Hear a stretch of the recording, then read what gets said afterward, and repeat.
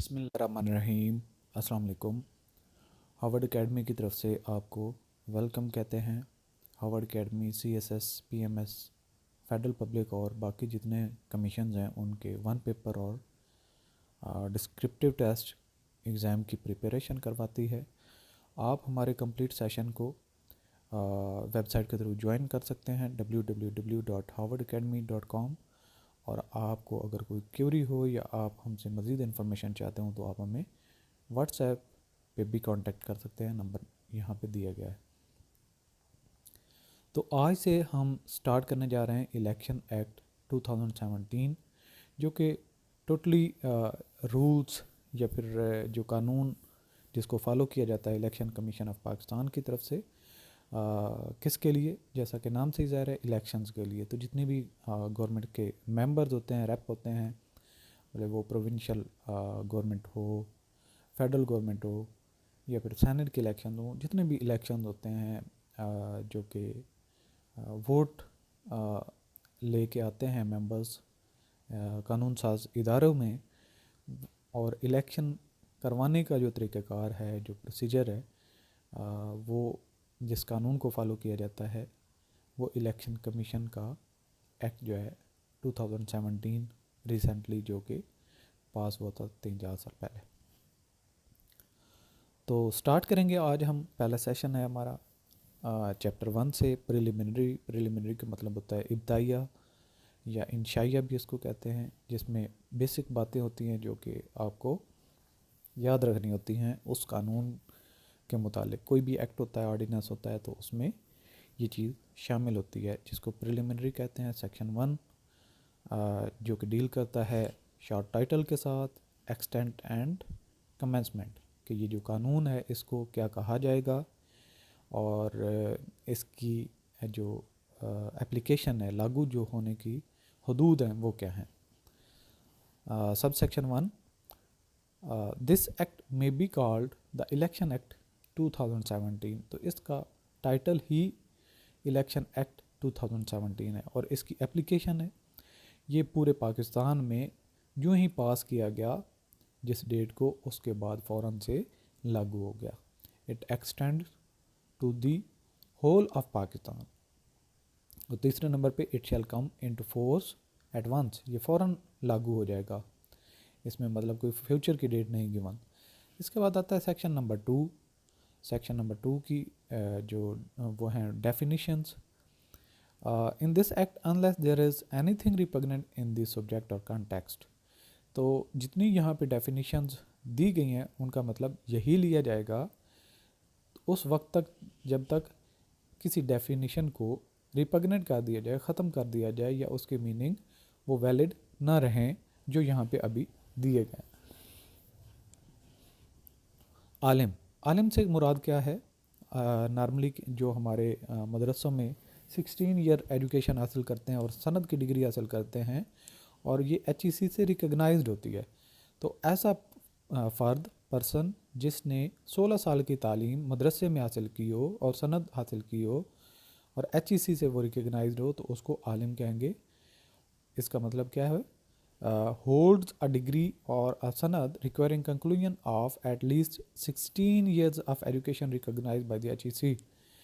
Next कौन सी इसकी definition है? ऐसा पर्सन जो कि इस्लामिक लॉ या फ़िलासफ़ी में टीचिंग करता रहा हो, रिसर्च करता रहा हो, या उसके उसूलों के मुतालिक कोई काम करता रहा हो, पढ़ाने का, दर्स व तदरीस का अमल, लेकिन उसकी सर्विसेज में कम से कम 20 साल हो, तो उसको भी आलिम कहते हैं। Has at least 20 years experience as a teacher or researcher in the fields relating to the principles and philosophy of Islam and Islamic law। इसके बाद नेक्स्ट डेफिनेशन आती है वो है एप्लीकेबल लोकल गवर्नमेंट लॉ, यानी कि ऐसा लॉ जो कि लोकल गवर्नमेंट बनाने के लिए पास किया गया हो। ये पार्लियामेंट में भी पास हो सकता है, सूबाई असम्बली में भी पास हो सकता है, दोनों इसके ऑप्शन हैं, यानी कि पार्लियामेंट और provincial assembly. Applicable means an act of Majlis Shura. Act का क्या मतलब होता है? जिनमें एक कानून साज इदारे के जो इलेक्टेड मेंबर्स होते हैं वो वोटिंग करते हैं, इसको एक्ट कहते हैं। तो पार्लियामेंट किसको? दो इदारों को कहते हैं, जो कि एक कौमी असम्बली और सेनेट पर मुश्तमिल होता है। जो प्रोविंशियल असम्बली होती है वो एक ही होती है जिसमें member of provincial assembly after elections जो है ये इदारा वजूद में आता है।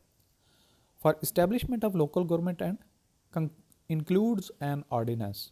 तो यहाँ पे ये भी चीज़ आपको वाज़ेह करते चलें कि ये लोकल गवर्नमेंट बनाने के लिए कानून पास किया गया होता है जिसको लोकल गवर्नमेंट लॉ कहते हैं।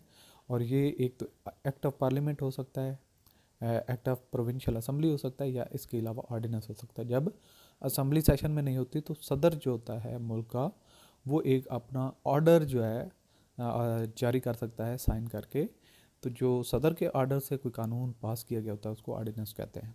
तीसरे नंबर पे है आर्टिकल। आर्टिकल से मुराद जो हमारा आइन है, कॉन्स्टिट्यूशन है, उसकी जितनी शिक्कें हैं अलग अलग, जिस तरीके से हम ये दूसरी डेफिनेशन के मुतालिक पढ़ रहे हैं तो ये आर्टिकल कहते हैं। इसको सेक्शन यहाँ पे कहते हैं। तो जो कि हमारा कॉन्स्टिट्यूशन है उसके अंदर हर एक अलग जो एक टॉपिक होता है उसको आर्टिकल कहते हैं। नेक्स्ट डेफिनेशन है असम्बली। असम्बली से मुराद क्या है? नेशनल असम्बली और provincial assembly. Provincial assembly KPK की हो सकती है, बलूचिस्तान की हो सकती है, पंजाब की हो सकती है, सिंध की हो सकती है। नेक्स्ट आता है asset. Mean any property on और हेल्ड बाय द कैंडिडेट और मेंबर। मेंबर से क्या मुराद है? Member of A provincial assembly, member of local government, member of national assembly. उनके पास जितनी प्रॉपर्टीज़ होती हैं या मुल्कियत में उनकी जो चीज़ें होती हैं उनको एसेट कहते हैं। By election means election to fill a casual vacancy. अगर किसी की कोई रिज़ाइन कर देता है, किसी की डेथ हो जाती है या फिर वो पार्टी चेंज करता है तो उसकी जगह जो इलेक्शंस किए जाते हैं तो उसको बाय इलेक्शन कहते हैं। यानी कि वो कैजुअल वैकेंसी जो अराइज होती है उसको फिल अप करने के लिए इलेक्शन होते हैं, बाय इलेक्शन उसको कहते हैं। कैंडिडेट। कैंडिडेट से क्या मतलब? अच्छा, ये जो सारे हैं इसमें से इम्पॉर्टेंट एग्ज़ाम में भी आपसे कोई आ सकती है कि ये इसकी डेफिनेशन या एक स्टेटमेंट दी हो तो उसमें से नीचे लिखा हो कि इसकी कौन सा जो है वो टर्म बनती है, तो आपको पता होना चाहिए कि ये किसकी डेफिनेशन है। तो कैंडिडेट से मुराद ये है कि जो भी इलेक्शन लड़ता है, इलेक्शन के लिए जाता है, वो लोकल गवर्नमेंट का उम्मीदवार हो या फिर प्रोविंशियल का या नेशनल असम्बली का, तो उसको कैंडिडेट कहेंगे। Mean a person proposed and seconded as a candidate for or seeking election as a member. Next definition है कोड की। कोड से मुराद CCP है। CCP का मतलब कोड ऑफ क्रिमिनल प्रोसीजर्स 1898। ये जो क्राइम्स को डील करने के लिए लॉ, पुलिस ज़्यादातर इस पे जो समझती भी है, और इसके अलावा क्राइम्स के मुतालिक जितनी भी चीज़ें होती हैं, किसी भी क्रिमिनल नेचर का जो पनिशमेंट्स हैं, जो उसकी हदूद हैं, जो उसकी शराइत हैं, वो सारी की सारी इस CCP से आपको गाइडलाइन मिलती हैं। नेक्स्ट जो डेफिनेशन है वो है कमीशन। कमीशन से मुराद यहाँ पे इलेक्शन कमीशन ऑफ पाकिस्तान है। और ये आपने इंतहाई बात याद रखनी है कि कॉन्स्टिट्यूशन में आर्टिकल 218 जो है वो इसके ज़रिए से कमीशन बनता है। यानी कि गवर्नमेंट को आईन पाकिस्तान 218 आर्टिकल में इजाज़त देता है कि वो कमीशन बनाए। इसके बाद कमिश्नर। कमिश्नर से मुराद है कि चीफ़ इलेक्शन कमिश्नर या फिर एक्टिंग चीफ़ इलेक्शन कमिश्नर। लेकिन यहाँ पे यह बात आपने याद रखनी है कि जो चीफ़ इलेक्शन कमिश्नर है वो अपॉइंट किया जाता है। आर्टिकल 213 जो आइन का है वो गाइड करता है। और इसके अलावा एक्टिंग अगर चीफ़ इलेक्शन कमिश्नर अपॉइंट करना हो तो उसकी जो हिदायत है सेक्शन या आर्टिकल 217 जो कि कॉन्स्टिट्यूशन ऑफ पाकिस्तान का है वो हिदायत देता है या गाइडलाइन देता है। तो ये आपने तीनों जो आर्टिकल्स हैं ये भी याद रखने हैं। आर्टिकल 218 जो है ये कमीशन के कॉन्स्टिट्यूशन के लिए गवर्नमेंट को एम्पावर करता है। जो चीफ़ इलेक्शन कमिश्नर की अपॉइंटमेंट के लिए आर्टिकल 213, और एक्टिंग इलेक्शन कमिश्नर जो है चीफ़ इलेक्शन कमिश्नर उसको अपॉइंट करने के लिए आइन का आर्टिकल 217 ये गाइड करता है। तो ये चीज़ें आपने याद भी रखनी है। एग्ज़ाम में इस तरह की ही चीज़ें पूछी जाएंगी जो कि इस पोर्शन से आएंगी। यहाँ पे इजाज़त दीजिए। अल्लाह हाफ़िज़।